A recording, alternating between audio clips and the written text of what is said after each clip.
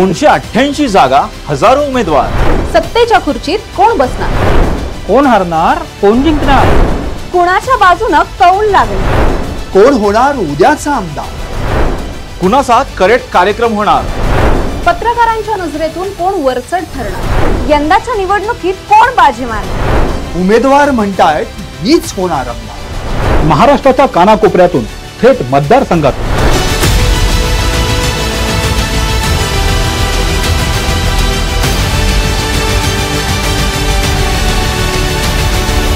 Top news मराठीची संपूर्ण team विधानसभेसाठी सज्ज. पहा कोण होणार आमदार.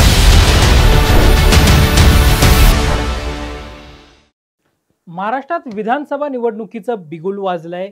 आरोप प्रत्यारोपांच्या फैरी एकमेकांवर झडल्या जात आहेत आणि महाराष्ट्रामधली जी अभूतपूर्व अशी सत्ता नाट्य घडली, सत्ता समीकरणं घडली, दोन महत्वाचे प्रादेशिक पक्ष फुटले गेले, शिवसेना आणि राष्ट्रवादी काँग्रेस पार्टी. या सगळ्यानंतर होणारी ही महाराष्ट्राची ऐतिहासिक निवडणूक असणार आहे. निवडणुका म्हटलं की आरोप प्रत्यारोप हे नेहमी होताना आपल्याला पाहायला मिळतात. मात्र अनेकदा या आरोप प्रत्यारोपांमुळे संपूर्ण निवडणुकीचं चित्रच पालटून जातं. आणि या सगळ्यावर चर्चा करण्यामागचं कारण असं की काल तासगाव कहुटे मंकाळ विधानसभा मतदारसंघामध्ये राज्याचे उपमुख्यमंत्री अजित पवार यांनी त्यांच्या पक्षाचे जे उमेदवार आहेत संजय काका पाटील यांच्या प्रचारार्थ आयोजित केलेल्या सभेमध्ये बोलत असताना महाराष्ट्राचे माजी गृहमंत्री स्वर्गीय आराराबा पाटील यांच्यावर केलेली टीका आणि यामुळं संपूर्ण महाराष्ट्राचं राजकारण जे आहे तेच कुठेतरी बदलताना पाहायला मिळत आहे. अजित पवारांवर कुठेतरी विरोधकांकडून टीकेची जोड उठवली जाते. स्वतः पाटील परिवारातील जे आबांचे पुत्र आहेत आणि जे तासगाव कहुटे मंकाळ विधानसभा मतदारसंघाचे राष्ट्रवादी काँग्रेस पार्टी शरदचंद्र पवार पक्षाचे उमेदवार आहेत ते रोहित आर पाटील यांनी देखील अजित पवारांवर टीका केल्याचं पाहायला मिळालं. अजित पवारांनी नेमके आबांवर का टीका केली आणि याच्यामुळे नेमका दादांना कसा फटका बसू शकतो किंवा नेमकं तासगाव कहुटे मंकाळचं राजकारण नेमकं कोणत्या वळणावर जाणार, या सगळ्यावर आज आपण चर्चा करणार आहोत. नमस्कार, मी संकेत देशपांडे. टॉप न्यूज मराठी चॅनलमध्ये आपल्या सर्वांचं स्वागत. टॉप न्यूज मराठीचा जो विशेष कार्यक्रम आहे सहज सोपं विश्लेषण, ज्या माध्यमातून आपण महाराष्ट्रातील राजकीय समीकरणांवर जे आहे, राजकीय स्थितीवर जे आहे त्यावेळेच्या त्याच्यावर आपण आपल्या भाषेतलं विश्लेषण जे आहे, अगदी सहज सोपं विश्लेषण जे आहे ते करत असतो. खरं तर आम्ही सुरुवातीलाच जसं विषय सांगितला ज्याच्यामध्ये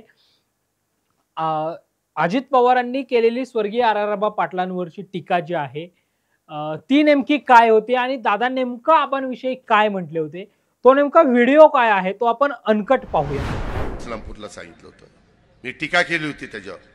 कशाला रे म्हणले, तंबाखू खात असतो, हे लोकांना कॅन्सर होतात, कारण साहेबांना पण तो गंभीर आजार झाला होता. म्हणलं गप्प बस राव, आपल्याला लय काम करायचंय पुढं.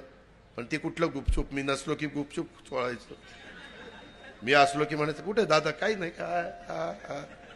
पण मी माझ्याकरता नव्हतं सांगत, मी त्याच्याकरता सांगत होतो. आणि हे सगळं दुर्दैवाने झालं, हे काढायचं काही गरज नव्हती. पण नंतर माझ्यावर आरोप झाले, मला बदनाम करण्याचा प्रयत्न झाला. म्हणले ह्याच्यावर 70,000 कोटीचा आरोप करूया आणि सारखं 70,000 म्हणायचं. अजितराव घोरपडे त्या खात्याचे मंत्री होते. माझ्यावर आरोप झाला ना, त्या दिवसापर्यंत महाराष्ट्राची 1 मेला निर्मिती होऊन त्या दिवसापर्यंत पगाराचा आणि सगळा खर्च 42,000 कोटीचा आणि मला 70,000 कोटीचा भ्रष्टाचार केला. म्हणलं तिच्या आयला, म्हणून 42,000 कोटी आजपर्यंत इतक्या वर्षात तिथं खर्च झाले, 70,000 नाही म्हणले. आकडा जेवढा मोठा तेवढा लोकांना वाटतं राहिला असल बरं का, असल बरं का. झालं, माझी वाटच लागली आणि त्याच्यातनं ती एक फाईल तयार झाली आणि ती फाईल गृह खात्याकडे जाते. ह्यांनी त्या फाईलीवर अजित पवारांची ओपन इन्क्वायरी करावी म्हणून सही केली. केसांनी गाळा कापायचे धंदेच राव. आणि मला हेही माहीत नव्हतं. नंतर राष्ट्रपती राजवट आली, आपण पृथ्वीराज बाबाचा पाठिंबा घेतला काढून, सरकार गेलं, राष्ट्रपती राजवट. त्यावेळेसचे राज्यपाल म्हणले ही फाईलवर मी सही करणार नाही, निवडून आलेला मुख्यमंत्री करेल, लोकशाही आहे, मी असं काही कुणाला हे करणार नाही. निवडून आले आपले देवेंद्र फडणवीसचं सरकार आणि देवेंद्रनी सही केली आणि मला नंतर सांगितलं या इकडं, मला घरी बोलवलं, म्हणले हो का ही सही मुख्यमंत्र्याच्या करता राहिली होती, तुमच्या आबानी तुमची इन्क्वायरी ओपन करण्याच्या करता सही केली की नाही, आणि खरंच त्याची सही होती.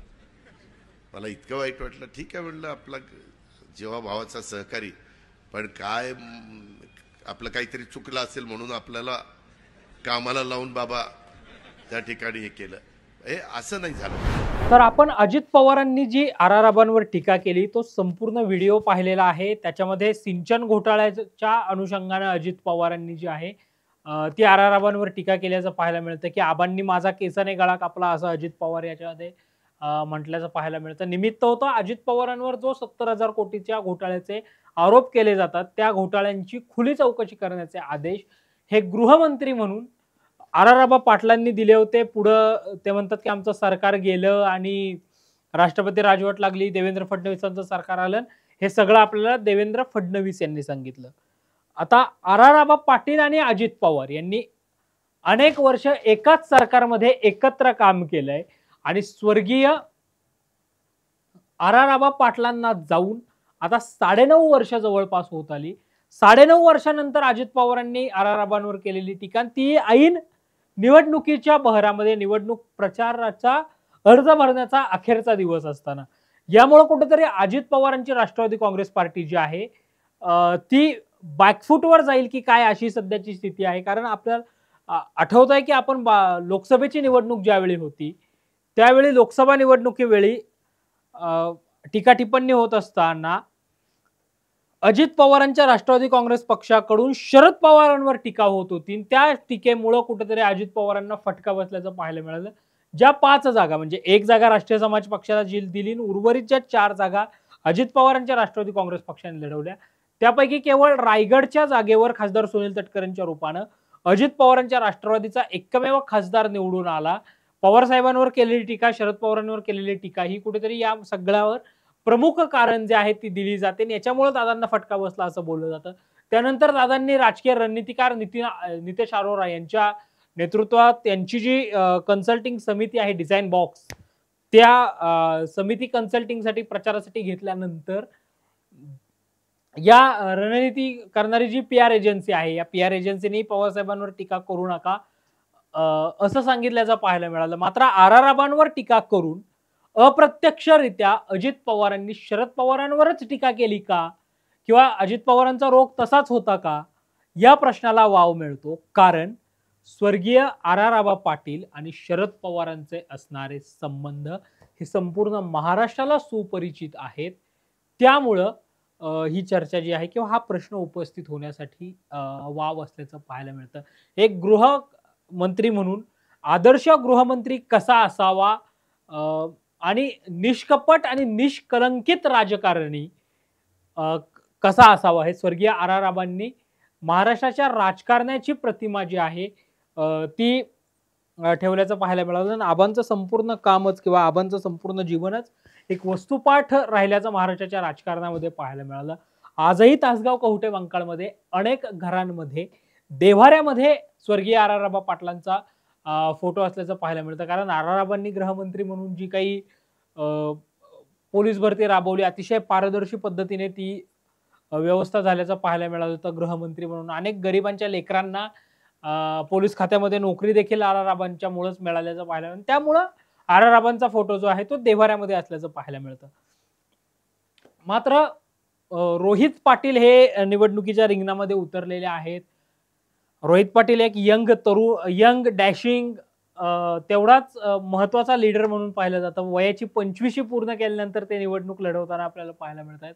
स्वर्गीय आराराबा पाटलांच्या निधनानंतर त्यांच्या मातोश्री आराराबांच्या पत्नी आदरणीय सुमनताई पाटील यांनी ती निवडणूक लढवल्याचं पाहायला मिळालं होतं. सुमनताईंना त्या पोटनिवडणुकीत विजय मिळवला. त्यानंतर 2019लाही विजय मिळवला. मात्र 2024ला रोहित पाटील हे निवडणूक लढवताना पाहायला मिळत आहेत. रोहित पाटील पहिल्यांदाच निवडणुकीच्या आखाड्यात उतरलेले पाहायला मिळत आहेत आणि त्यांच्या विरोधात आराराबांचे पारंपरिक प्रतिस्पर्धी संजय काका पाटील हेच उमेदवार असल्याचं पाहायला मिळतंय. खरं तर संजय काका पाटलांचे पुत्र प्रभाकर पाटील हे निवडणूक लढवतील असं बोललं जात होतं. मात्र संजय काकांनी भाजपात तिथून अजित पवारांच्या राष्ट्रवादी काँग्रेस पक्षामध्ये प्रवेश केला आणि ते निवडणूक लढवताना पाहायला मिळत आहेत. त्यामुळं आराराबांवर च्या मतदारसंघात जाऊन तासगाव ओहोटे मंकाळमध्ये अजित पवारांनी केलेली टीका जी आहे त्याचा सेटबॅक अजित पवारांच्या राष्ट्रवादी काँग्रेस पक्षाला बसू शकतो, अशी तुर्तास तरी स्थिती असल्याचं पाहायला मिळत आहे. अशाच ताज्या आणि महत्त्वपूर्ण बातम्यांसाठी खास विश्लेषणांसाठी पाहत रहा टॉप न्यूज मराठी, आपला महाराष्ट्र आपली बातमी.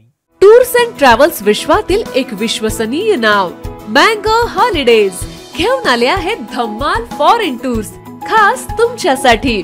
एक्झॉटिक युरोप 17 रात्री 18 दिवस, साऊथ आफ्रिकन सफारी 9 रात्री 10 दिवस, नॉर्दर्न लाईट्स 8 रात्री 9 दिवस, दुबई अबुधाबी 5 रात्री 6 दिवस, व्हिएतनाम कंबोडिया 8 रात्री 9 दिवस. तर आजच आपली सीट बुक करा आणि आपल्या फॉरेन टूर्स मेमोरेबल करा. मँगो हॉलिडेज म्हणजेच अविस्मरणीय सहलीचा अनुभव. मँगो हॉलिडेज, चौथा मजला, स्वोजस कॅपिटल अतिथी रेस्टॉरंटच्या वर, लॉ कॉलेज रस्ता, पुणे 4. संपर्क पुणे 83 839 505 किंवा 80 80 81 74 54. मुंबई 83 839 503 किंवा 96 53 18 74 78. Come on guys, hurry up. अरे सुन ना, एक ब्रेक ले लेते हैं. Guys, I'm telling you, तुम लोगों को सही से ट्रैकिंग नहीं आता. But that's okay, you can learn. रोज का ढक्कन देना. ये रेड वाला है, सही वाला देना. अबे ढक्कन, पहले तो सही पानी पीना.